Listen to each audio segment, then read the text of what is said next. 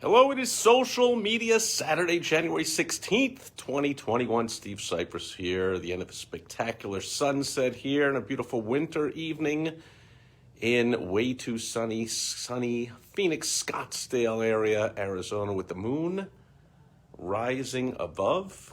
Hope it's spectacular and beautiful where you are as well. So, man, I have been saying for years what most people really know, but many on the left politically have been denying, although now social media companies, all the big tech world, have made it blatantly obvious that basically the entire tech world is far left. And but now recently, they've made that not only did they do whatever they could to get the election going their way, but they have, even since the election, they have been purging all kinds of wrong thinkers and wrong speakers from their platform. In other words, people with conservative views, anti-leftist leaning views.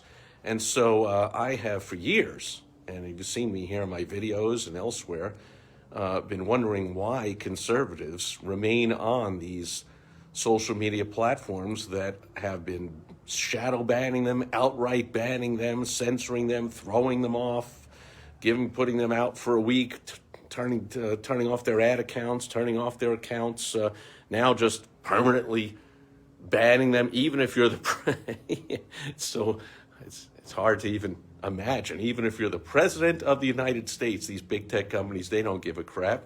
These billionaires that actually run everything know and proclaim and act as if, and they are, more powerful than the president of the United States. Screw you, you're off everything. But now you see that I stand corrected, because for years I was strongly encouraging conservatives to get the heck off of these left-leaning sites that were crushing them. And why wasn't a conservative coming up with some conservative alternative to Twitter or Facebook and the rest of them? Well, now I stand corrected, because you see all the big tech companies got together to squash one of the top conservative alternative social media site, the conservative, which really just means free speech, open to anybody. But of course, that's where all the conservatives flocked, because their free speech is not welcome on the left-leaning major platforms. And yet this Parler site, while it was the #1 app in the App Store on Apple and on Google, both Google and Apple took it down. So you see, they don't care about cutting off their nose to spite their face. These billionaires don't care if they lose a few $1 million worth of market cap, or a few billion, or a few billion of their own net worth, or what. They don't care. Their politics supersedes that. So they even squashed their competition. I mean, it's just amazing. I don't know if it'll stand, but temporarily at least, they're flexing their might. So I got all kinds of people very concerned about what they put on social media. What do you put on your social media pages, your sites? Are you apparently, I think rightly so, conservatives are ultra careful right now about not expressing their opinions and not telling the truth, and kind of squashing their own free speech, so that they don't get kicked off all these platforms and bounced by their email providers and kicked off of their web hosting service and shut down everywhere. And so here's the question of the day. People are asking me, what about my private messages? If I'm just sending private messages to my clients or prospects or just my associates, I'm just talking on social media, but not on my public-facing pages, which, by the way, are not public anyway, because to read Donald Trump's tweets, you had to choose. You had to choose to follow Donald Trump. You couldn't post anything public. You had to follow it. So the whole thing is ridiculous anyway. But this question came up, and I get asked it a lot, so here I am on Social Media Saturday to share what is the truth, which is basically unknown. But here's the official statement from Facebook, is that the private messages on Facebook Messenger are encrypted as strongly or stronger than banks who are overnighting billions of dollars between each other. So supposedly, the word is, not that you could trust Facebook or Twitter or Google or Apple or any of these big tech companies when it comes to this kind of stuff, but they claim that Facebook claims, for instance, even Facebook itself, even their own employees cannot access, cannot read your private messages. Here's the catch.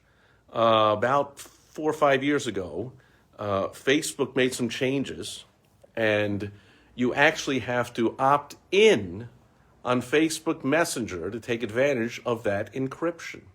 Otherwise, your messages can be read, supposedly. Of course, I'm not on the inside of Facebook, but this is the word, is that supposedly Facebook or anybody else that wants to hack in and check them out or figures out some other way of getting them, they will not be encrypted. It'll be very much easier to read, hack, whatever you want to call it, your private messages. So on Facebook, you need Facebook Messenger. You need to opt in to the encryption of your private messages. Talk about a scam. Talk about a load of crap from the monopoly tech companies, as usual, flexing their power. The human American, certainly, if you give a crap about American culture, I understand that the First Amendment, of course, only applies to government entities.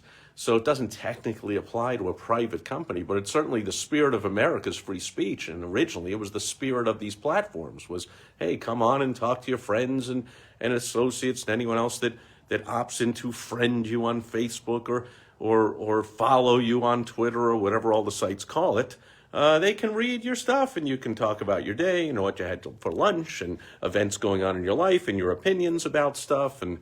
But as it ends up, the left-leaning, which is all of them, tech companies, do not like when conservatives share their thoughts about things because those thoughts are inherently completely wrong.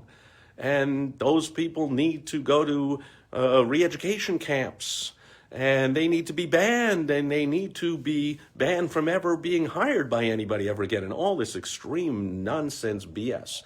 So you would think, in the spirit of America and free speech and privacy, that your private messages on Facebook would automatically be private. But no, you have to opt in. So there's the answer. Maybe your private messages are private, but you have to opt in. And then even so, do you trust Facebook or Facebook employees or Google or Apple or Twitter or any of them? Because they've already shown how completely, you got to be an idiot to trust them. So they're completely not trustworthy. They say one thing or say that they're neutral, and then of course they're not, and all the hidden videos and memos circulate. One disgruntled, the one conservative out of 200 or 300 that's employed by these companies then leaks the phone conversation or the memo or the whatever that shows that the people that run this thing really do hate conservative viewpoints and want to do anything they can to silence them. So take it with a grain of salt, believe it or not, but supposedly if you opt in on Facebook Messenger for encryption of your private messages, supposedly even Facebook or anybody else cannot read your private messages. I'll always say supposedly when it has to do, again, with these tyrannical, authoritarian, monopolistic tech companies that clearly have shown they can do whatever the hell they want. But that is supposedly the way it works, that you can have your Facebook private messages encrypted so nobody, including Facebook, can see anything in them, but you have to opt into it. So that's my word of advice.